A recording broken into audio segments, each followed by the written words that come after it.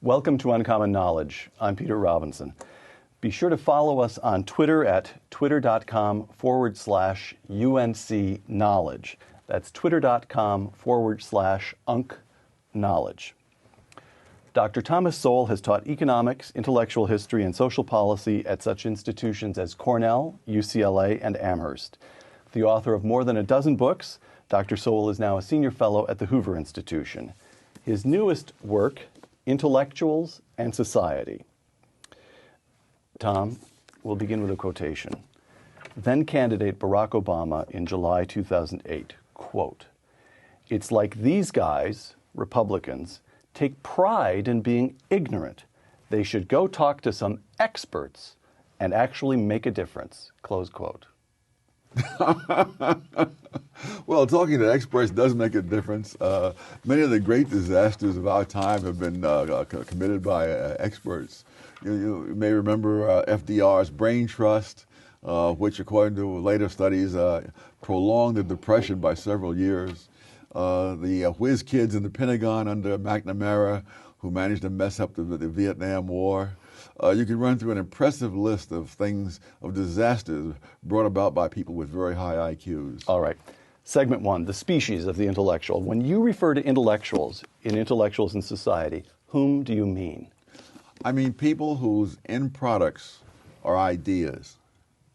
There are other people with great intelligence whose end products are things like the Salk vaccine. A research scientist is not necessarily an intellectual. That's right. An engineer isn't necessarily an intellectual. That's right.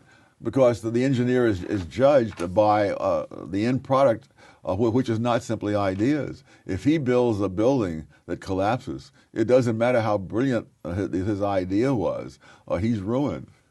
Conversely, if an intellectual who's brilliant has an idea for rearranging society, and that ends in disaster, he pays no price at all. I see. Let me quote Intellectuals in Society, quote, "The fatal misstep of intellectuals is assuming that superior ability within a particular realm can be generalized to superior wisdom or morality overall. Chess grandmasters, musical prodigies, and others who are as remarkable within their respective specialties as intellectuals within theirs seldom make that mistake." Explain that. Why would it? Well, let's take an example. Noam Chomsky, whom you write about in Intellectuals in Society, whose work in linguistics, in the first place, I can't understand it, but as best I can tell, everyone who understands his technical work within the field, within his discipline of linguistics, considers him one of the great figures of the 20th century. And his work in politics? Absurdity. The same could be said of Bertrand Russell and his landmark works on mathematics and other people in other fields, but they step outside their fields. And when you step outside your level of specialty, sometimes that's like stepping off a cliff. And why is it that intellectuals, that is to say people whose end product is ideas, should succumb to that temptation more than, to use your example, a chess grandmaster? Because a chess grandmaster can be world famous for doing absolutely nothing more than winning chess tournaments and making displays, as many of them do, of playing 5 chess games simultaneously while blindfolded. So Bobby Fischer had no need to opine on the politics of the day because he was getting rich and famous and making a brilliant career for himself within his narrow profession. That's right. That's right. But intellectuals, what? They languish in obscurity, no matter how smart. Well, the whole question of when is someone well known or not came up during the visit of Jim Flynn from New Zealand here a few years ago.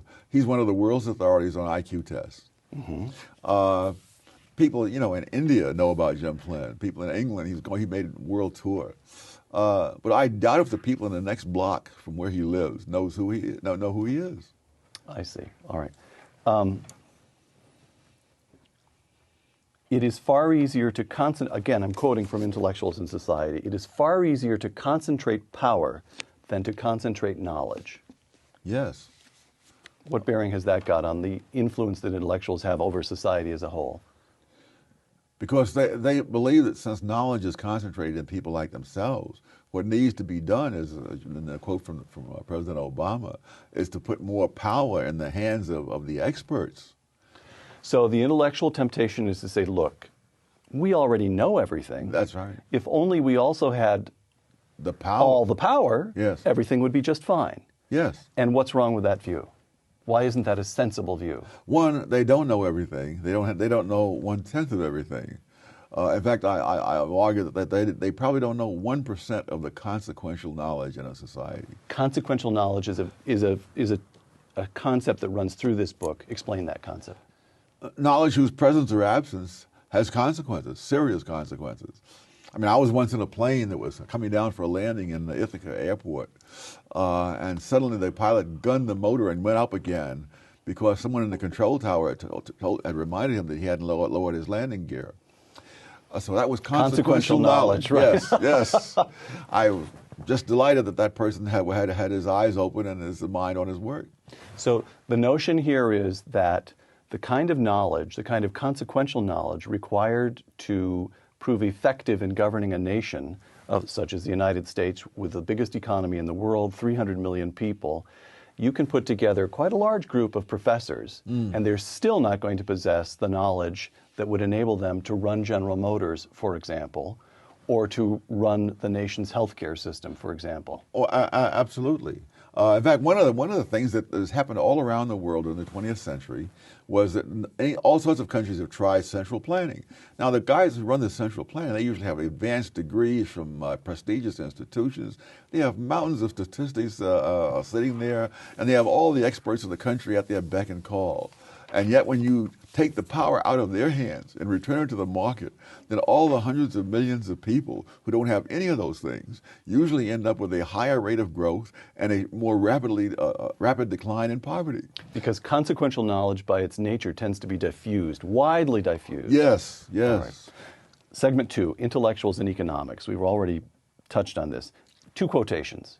Number 1, Paul Krugman, quote, "Rising income inequality isn't new, but what happened under Bush was something entirely unprecedented. For the first time in our history, so much growth was being siphoned off to a small, wealthy minority that most Americans were failing to gain ground even during a time of economic growth," close quote. Second quotation, Dr. Thomas Sowell in Intellectuals and Society. Quote, "The statistics that the intelligentsia keeps citing are much more consistent with their vision of America than the statistics they keep ignoring," close quote. That's a tough one to encapsulate, but the basic confusion is between statistical categories and flesh and blood people.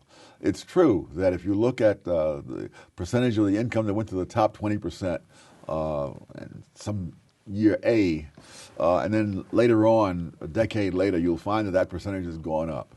And you say, well, that shows a disparity between the people. The rich are getting richer. The rich are getting richer. Right. But when you follow statistics generated by the Internal Revenue Service, which can follow particular individuals over time, you find that people who are in the bottom 20% of taxpayers in the first year, their income is nearly doubled by this later period, while the income of the people who are initially at the top is increased by less. And if you get down to the very top, it's actually gone down.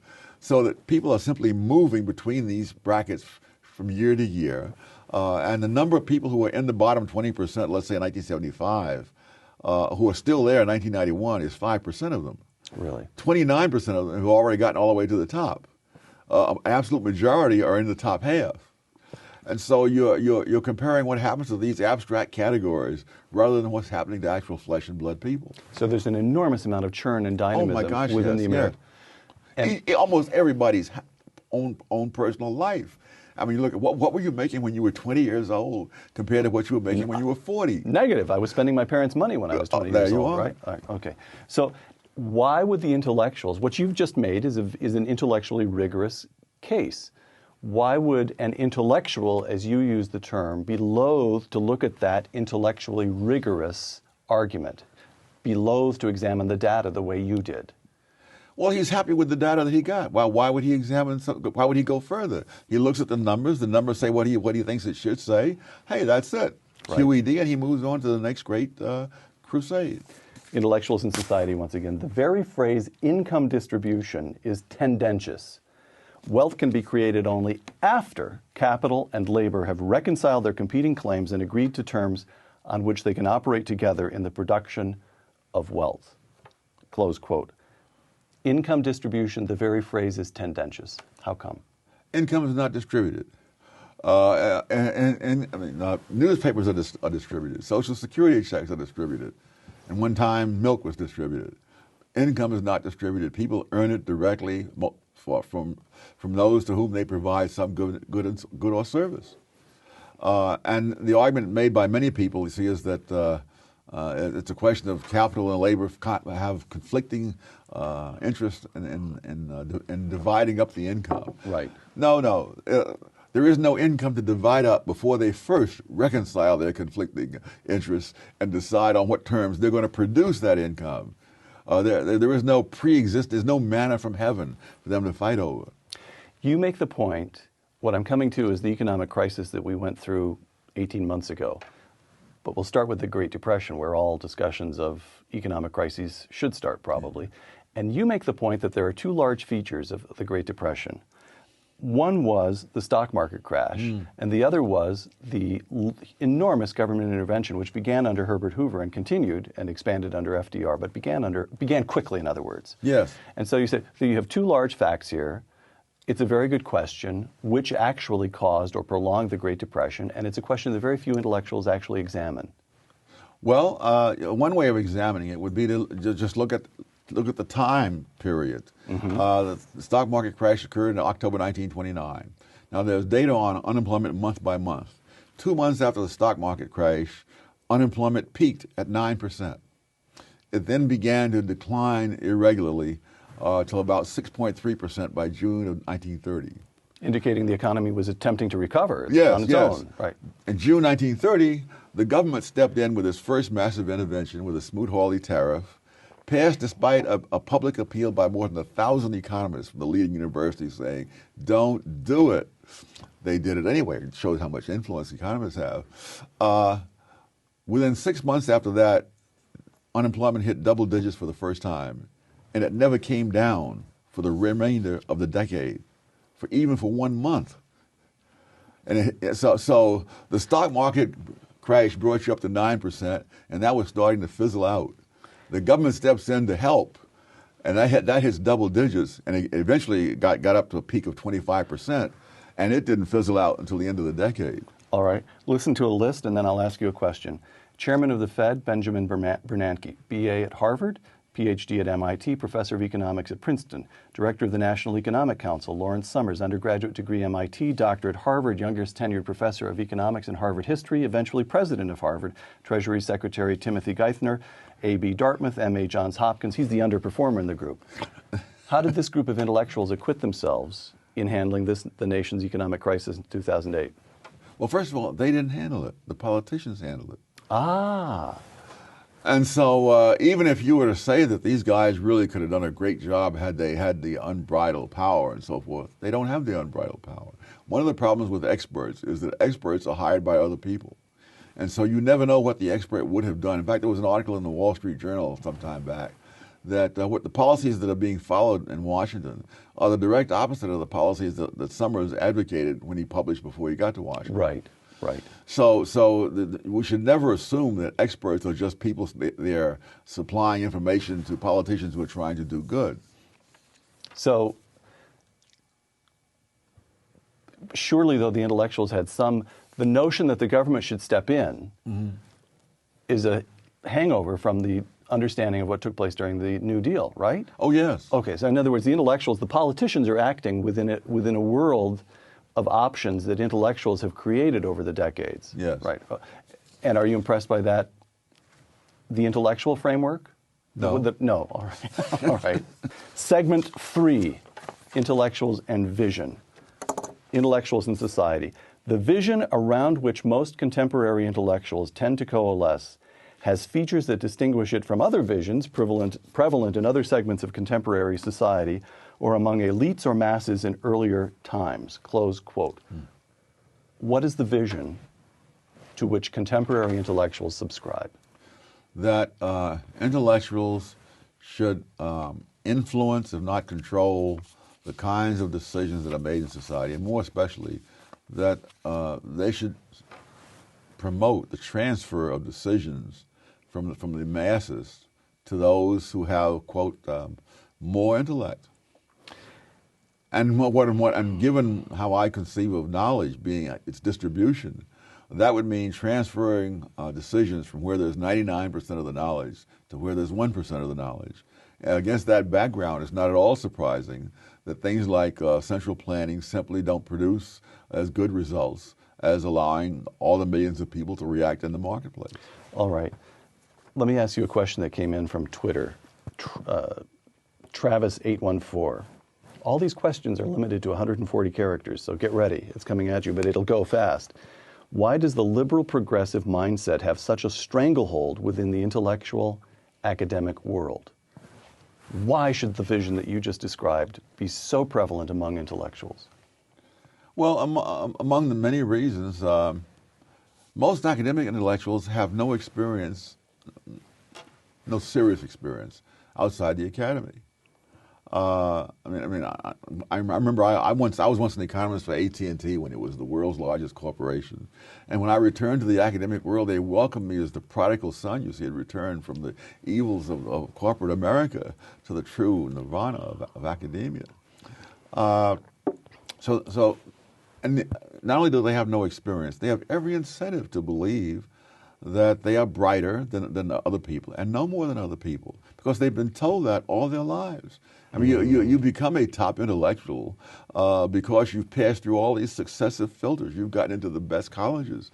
You've gotten into the best graduate schools. Or even from second grade on, the teachers are responding to you as a kid who passes tests especially well. Yes. Right. And so you have all of that in your background. You write in Intellectuals in Society, if you happen to believe in free markets, judicial restraint, traditional values, and other features of what you call the tragic vision, there's no personal exaltation arising from those beliefs. But to be for social justice and saving the environment puts you on a higher moral plane. Yes. So the question here is, can it really be that simple that intellectuals across the American landscape tend to embrace the vision that you've described sheerly out of self-flattery and self-pleading? Yes. It is. Don't forget, human beings have an enormous power of rationalization. Think of all the absurd things that have been believed throughout all of history. And I guess the one common denominator is that those absurd things typically were very flattering to those who believed them. They had the one true faith. They were the vanguard of the proletariat. You know, you just run through the whole list of the things. By the way, I've been reading some Marx. Mm-hmm. I can't understand how anyone ever took that seriously. I mean, ever took it seriously. Well, what are you reading? Sentence by sentence, it's, I began with the Communist Manifesto that he and Engels wrote. It's a magnificent, if you want a model for propaganda, it is the masterpiece. But there's absolutely no contact with actual economic reality.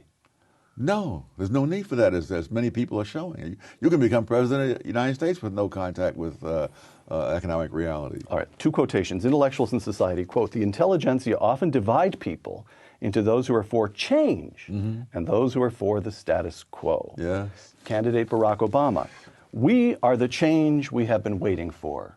Yes. Tom? People who say things like this act as if they're saying something new. This is what was being said back in the 1790s, and ever since then, you know, that there's nothing older than the idea that this is new. And it's Thomas Paine, "We have it in our power to make the world over again." There you are. Right. But in point of fact, there's again, this is one of those totally unquestioned and unsubstantiated statements. John Dewey was saying, you know, that made the same thing some 60 years ago, that those of us who are for change have to fight against those who are for the status quo. Now, the people he was talking about, people like Adam Smith was not for the status quo. Of course not. As I mentioned in the book, why would Adam Smith spend a whole decade writing a 900-page book to say how contented he was with the way things were? I mean, when you spend a decade writing a 900-page book, something is bugging you. You know, I mean, and anyone who ever bothered to read Adam Smith would see that he is pretty ticked off about a lot of things. Once again, two quotations. You quote, at a number of points in Intellectuals in Society, you quote Justice Oliver Wendell Holmes. Here's one of them. As Justice Oliver Wendell Holmes said, the word right is one of the most deceptive of pitfalls and a constant solicitation to fallacy. That's quotation one. Here's quotation two. Barack Obama, quote, healthcare should be a right for every American, close quote. Well, there's the fallacy. No, it's the word right. It's amazing. And in one sense, I simply cannot explain it. People say we have a right to affordable housing, decent health care, we have a right to all kinds of stuff. And the question is, where did this right come from? By the way, it is literally the case that I heard on the radio the other day. One of the questions in healthcare is plastic surgery, whether it'll be taxed or. I literally heard someone say that women have a right to Botox treatments. There you are. Just thought I'd mention that for you, Tom. Yes, well, but that's no more arbitrary than all the other things that are called rights. I mean, right now we're going to have this trial of these terrorists in a court of law, which is absolutely unprecedented and absolutely absurd. And the question is, where did that right come from? Well, it's not in the Constitution. It is certainly not in the Geneva Convention. It's just that by loose thinking, people say, well, prisoners of war get treated that way. Yes, they're not prisoners of war. The Geneva Convention said what prisoners of war were. People who adhere to the Geneva Convention get the protections of it. But during the Second World War, when some German soldiers at the Battle of the Bulge put on American uniforms, infiltrated the U.S. line, and they were captured, they were simply lined up against the wall and shot and killed right there. And it was not something secret. The Army filmed it. And I've seen the films on the History Channel. Really? It was no question. If you don't play by the rules, you don't get the protection of the rules. It's that simple. Right. This leads us to segment 4, Intellectuals in War. From Intellectuals in Society, discussing the role intellectuals played between the two world wars. Quote, one of the most remarkable developments of the 1920s was an international movement among intellectuals promoting the idea that nations could get together and publicly renounce war. What were they thinking? I guess they weren't thinking, they were reacting. They were reacting to the horrors of the First World War, which most of those intellectuals had supported, by the way. And now they decide, no, that was so awful, we have to renounce war. There's no thought that, yes, you can renounce war. That does not stop your neighbor from building up the biggest army in the world and coming in and killing you. It's much like this. It's much like the thinking about gun control. You know, that you say, well, listen, I don't think people should have guns. Hey, I wish people didn't have guns.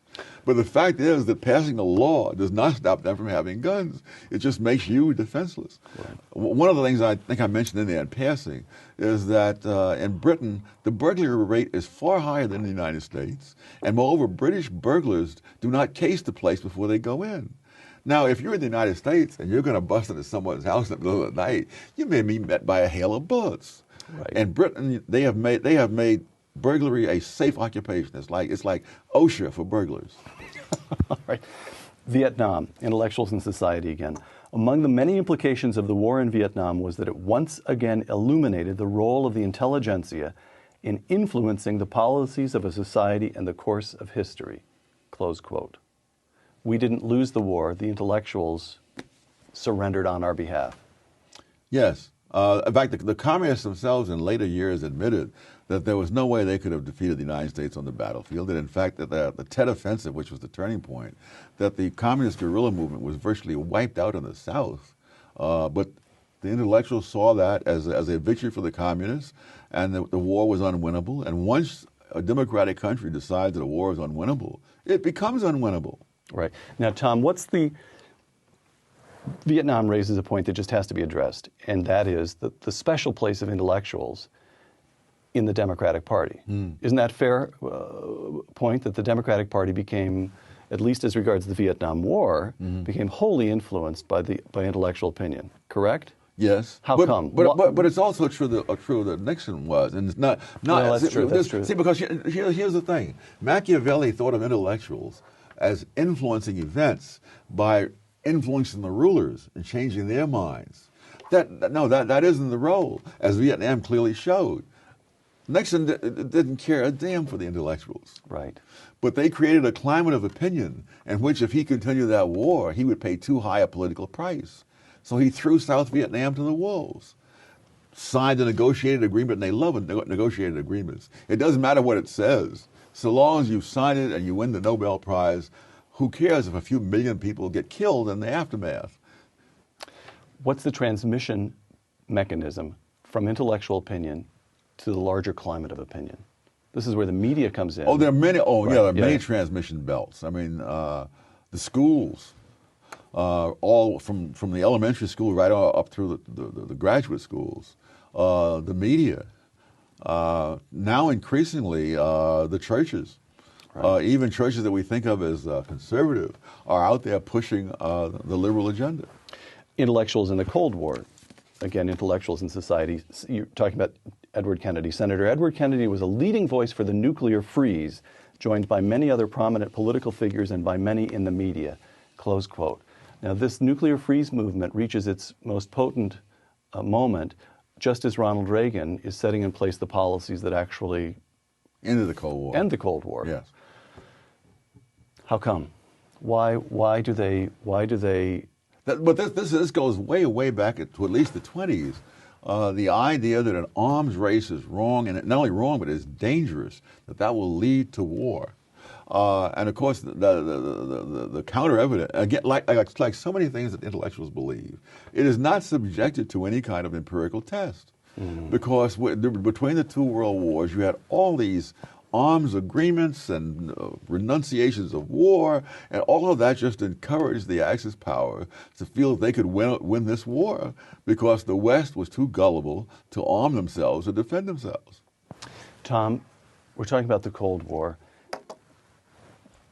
What do you make of it that Harry Truman, who puts in place the containment, the fundamental structures of containment that remain in place for over 4 decades, Harry Truman takes office, was vice president for less than a year before taking office, assumes the Soviet Union is our ally because that was Yes. what he, and within a year he discovers that in fact they have aggressive intentions. He changes and constructs American containment. In my judgment, he's a kind of heroic figure, Yes. I would argue, and I think you agree with Yes. that. And then so he begins our position in the Cold War. He stands up to the Soviets, and Ronald Reagan is the one who ends it. Now let me tell you about this. The educational background. Harry Truman finished high school. Yes. Ronald Reagan's college degree comes not from some ancient Eastern university, such as those where you studied, but from Little Eureka College set in the farming towns of central Illinois. Is that significant? It may well be, because they didn't have to fight off all the nonsense that they would have been taught at these very prestigious institutions. Intellectuals in Iraq. You quote, in Intellectuals in Society, you quote New York Times columnist Paul Krugman. New York Times columnist and Princeton economist Paul Krugman. Quote, to understand what's happening in Iraq, follow the oil money, which already knows that the surge has failed. Close quote. Yes. So the surge worked, of course. Paul Krugman was just plain wrong. Yeah. So what did he think he was doing? Trying to explain to other people is very tough. I mean, in some senses, I mean, I am often baffled. Why did Larry Summers, try to hang on at Harvard? The man had millions. He could have stood up and said what he thought. The whole notion of people being independently wealthy is very shaky for me, because there are people out there with multi-millions who are afraid to speak their mind. Right. And there are other people who can barely make the rent who will say, just what they're thinking. Right. All right. Segment 5, intellectuals and the rest of us. Again, intellectuals in society. There is a spontaneous demand from the larger society for the end products of engineering, medical, and scientific professions, but the demand for public intellectuals is largely manufactured by the public intellectuals themselves. Yes. Explain that. How do they manufacture demand for their own services? Well, one thing is by making alarming offering solutions to our problems. And if they didn't do that, if Noam Chomsky had just kept on staying in linguistics, neither of us probably would have ever heard of Noam Chomsky. He would have been just as famous around the world among linguists, but nobody else would have heard of him. What do you make of global warming? I think it's a classic example of the need for crusades.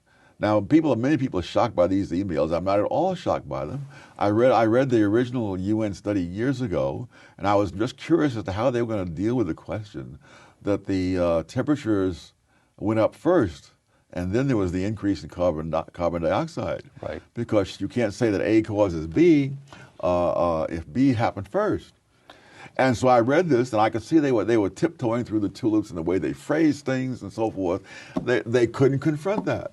And now we're finding out that they knew darn well they couldn't deal with all the evidence. So it fits the pattern of a group of intellectuals, climate scientists who have a very narrow competency, suddenly proclaiming that there's a crisis, scaring the rest of us, thereby creating a demand for their services, Yes.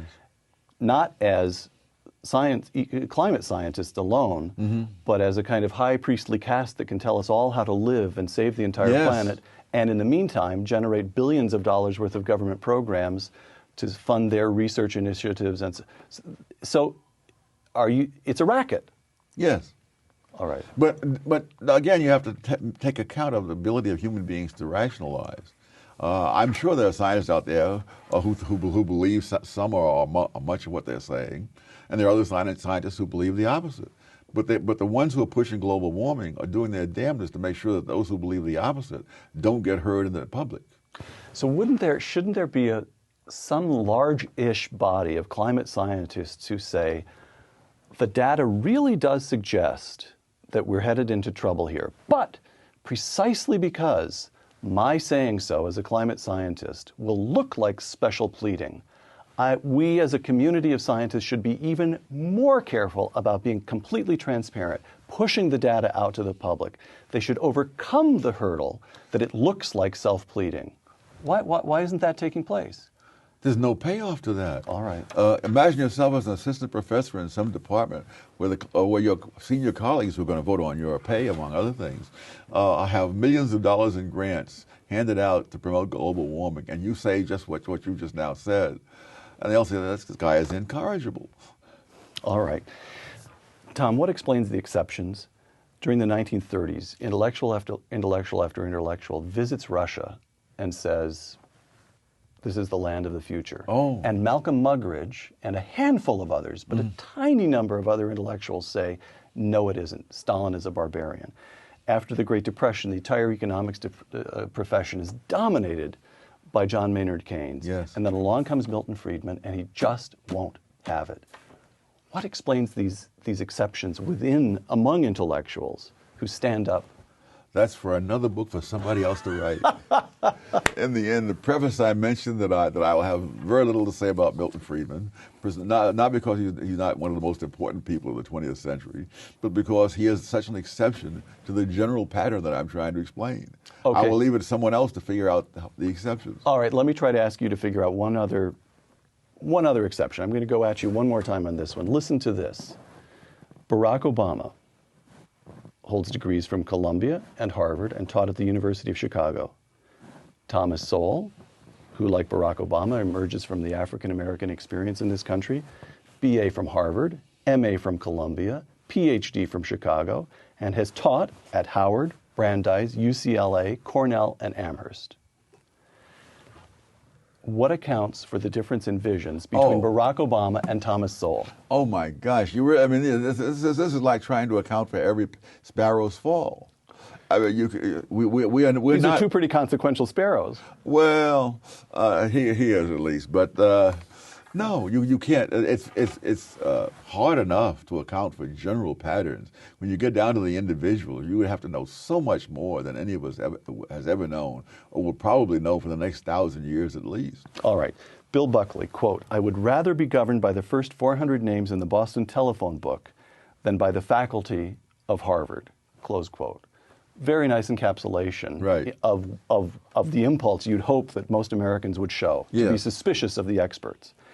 When Bill Buckley made that remark in the 1960s, roughly 9% of Americans held college degrees. Today, the figure is 29% and rising because roughly half of high school graduates go to college. The first 400 names in the Boston Telephone Book today are likely to include a large number of Harvard graduates and Harvard professors. The question here is simple. Are we becoming a nation of intellectuals? I hadn't thought of that. It's a chilling thought.